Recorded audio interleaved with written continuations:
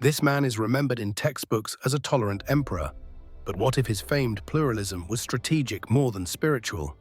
One thing people often get wrong about Akbar the Great, ruler of the Mughal Empire in the 16th century, is assuming that his religious openness was purely idealistic.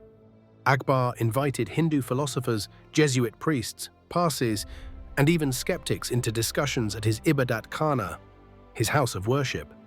He abolished the jizya tax on non-Muslims and married Rajput princesses without forcing conversion. To some, he represents an enlightened ruler centuries ahead of his time, a model for pluralist governance. But others argue Akbar's tolerance wasn't grounded in altruism. It was political calculus aimed at preserving stability across an empire. His newly coined Din-e-Ilahi, often viewed as a syncretic faith symbolizing unity, was adopted by only a handful of nobles. This suggests limited genuine influence and raises the question of whether this was interfaith harmony or centralized control masquerading as moral evolution. Modern historians remain divided. Some uphold Akbar as a harbinger of secular rule, while others see him as using inclusion to consolidate autocratic power. How would we reassess his legacy if Din-e-Ilahi had taken root?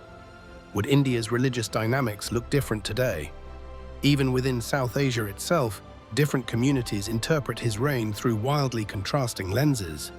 Some Hindu nationalist narratives now paint him not as progressive, but as just another foreign invader, diluting cultural purity. Meanwhile, secular thinkers call for celebrating Akbar's statecraft amidst growing majoritarianism today, complicating our understanding further. Here's the question: can coexistence engineered by empire still inspire democratic ideals today? Or should we be cautious when integration comes from above rather than below, asking ourselves about the nature of his rule? If one ruler's myth hinges on whether openness serves ideology or identity management, what does that tell us about measuring greatness?